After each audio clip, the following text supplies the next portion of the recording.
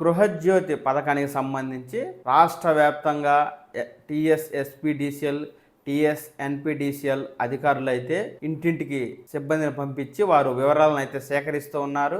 ఈ మేరకు సిబ్బంది ఆయా లబ్ధిదారుల ఇళ్లకు వెళ్ళి ప్రజాపాలన కార్యక్రమంలో ఇచ్చిన రసీదుని, ఆధార్ కార్డుని, రేషన్ కార్డుని, అలాగే మొబైల్ నెంబర్ని అడిగి వివరాలు తీసుకుంటూ ఉన్నారు. విద్యుత్ సిబ్బంది వచ్చినప్పుడు కొంతమంది ఇళ్లలో ఉండడం లేదని వారు బయట పనులకు వెళ్తున్నట్టుగా గుర్తించిన అధికారులు వీరు సమీపంలోని విద్యుత్ కార్యాలయాన్ని సందర్శించి అక్కడ వివరాలను అందించాలని చెప్పి అధికారులు అయితే తెలియజేస్తున్నారు.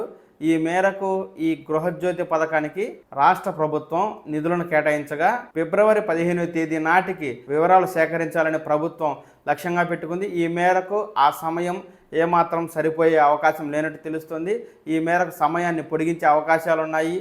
మార్చి నెల నుంచి ఉచిత కరెంటు బిల్లు లబ్ధిదారులకైతే అందనుంది. దీనికి సంబంధించి పూర్తి వివరాలను మనం ఈ వీడియో ద్వారా తెలుసుకుందాము. గృహజ్యోతి పథకానికి రాష్ట్ర వ్యాప్తంగా అందిన దరఖాస్తుల్లో 4వ వంతు దరఖాస్తులు ఒక్క హైదరాబాద్ నగరంలోనే ఉండగా బడ్జెట్లో ఈ పథకానికి 2,418 కోట్ల రూపాయలను కేటాయించగా అందులో హైదరాబాద్ నగర వాటా 604 కోట్ల రూపాయలుగా ఉంది. ప్రజాపాలన కార్యక్రమంలో అభయహస్తం దరఖాస్తుల ద్వారా జీహెచ్ఎంసీ రంగారెడ్డి మేడ్చల్ జిల్లా పరిధిలో దాదాపు 20 లక్షల మంది 200 యూనిట్ల ఉచిత విద్యుత్ కోసం దరఖాస్తు చేసుకున్నట్టుగా అధికారులు తెలియజేస్తూ ఉన్నారు. జీహెచ్ఎంసీలో 14 లక్షల మంది, రంగారెడ్డి జిల్లాలో 4 లక్షల మంది, మేడ్చల్ జిల్లాలో 1,82,000 మంది అర్జీలు సమర్పించినట్టుగా తెలియవస్తూ ఉంది. ఇప్పటికే రాష్ట్రంలోని ఎస్సీ ఎస్టీ వారికి 101 యూనిట్ల విద్యుత్తు, అలాగే రైతులకి 24 గంటల ఉచిత విద్యుత్ అయితే అమలు అవుతూ ఉంది. అయితే కాంగ్రెస్ పార్టీ ఎన్నికల సమయంలో గృహజ్యోతి పథకాన్ని ప్రకటించి నెలకు 200 యూనిట్ల ఉచిత విద్యుత్తును అందిస్తామని చెప్పి ఏదైతే పేద వర్గాల వారికి హామీ ఇచ్చింది. ఈ మేరకు రాష్ట్ర ప్రభుత్వం ఆ హామీపై రాష్ట్ర అసెంబ్లీ బడ్జెట్ సమావేశాల వేదికగా దృష్టి సారించినట్టుగా మనకు తెలియవస్తూ ఉంది.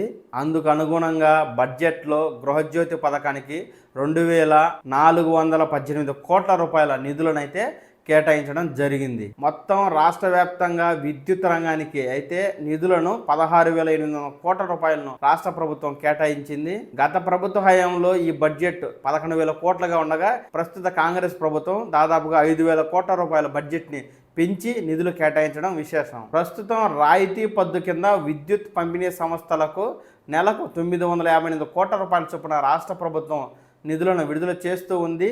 వచ్చే ఏప్రిల్ నుంచి 1,402 కోట్ల రూపాయల చొప్పున నెల నెల విడుదల చేసేందుకు నిధులను కేటాయించడం విశేషం. అయితే రాష్ట్ర వ్యాప్తంగా అర్హులెవరు, అనర్హులెవరు, ఎంతమంది అర్హులు ఉన్నారు, ఎన్ని కోట్ల రూపాయల బడ్జెట్ ఖర్చు అవుతుంది తదితర విషయాలను మనం ఇప్పుడు తెలుసుకుందాము. ప్రజాపాలన కార్యక్రమంలో అభయహస్తం దరఖాస్తుల ద్వారా గృహజ్యోతి పథకానికి రాష్ట్ర వ్యాప్తంగా 81 లక్షల మంది ఈ పథకానికి దరఖాస్తు చేసుకున్నట్టుగా అధికారులు అయితే తెలియజేస్తూ ఉన్నారు.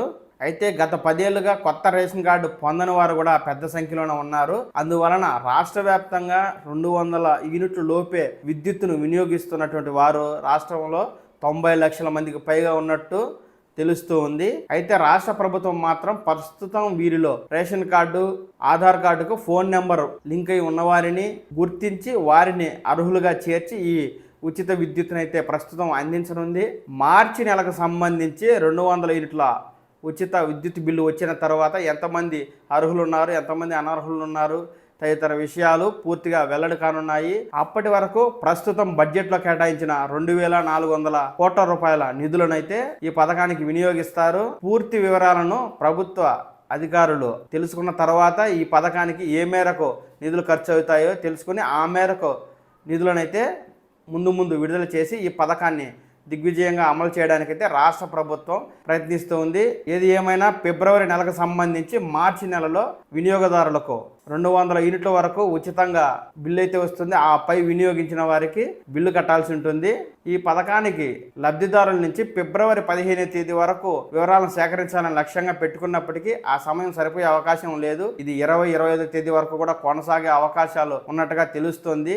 మార్చి నెలకు సంబంధించి విద్యుత్ బిల్లు వస్తే గానీ దీనికి సంబంధించి మరిన్ని విషయాలు తెలిసే అవకాశం లేదు. కనుక మార్చి నెల బిల్లు వచ్చేంత వరకు ఈ విద్యుత్కు సంబంధించి ప్రభుత్వం ఎటువంటి విధానాలను అనుసరిస్తుంది, ఎవరు అర్హులుగా ఉన్నారు, ఎవరు అనర్హులుగా ఉన్నారు, ఉంటే ఎందుకున్నారు, తదితర విషయాలు మనకు త్వరలోనే తెలియనున్నాయి. ఎప్పటికప్పుడు నేను మీకు ఈ పథకాలకు సంబంధించి తాజా సమాచారాన్ని అందిస్తూ ఉంటాను. మీకు ఈ సమాచారం కావాలి అనుకుంటే మీరు ఈ ఛానల్ సబ్స్క్రైబ్ చేసుకోండి. మీకు ఎప్పటికప్పుడు తాజా నోటిఫికేషన్లు అయితే అందుతూ ఉంటాయి.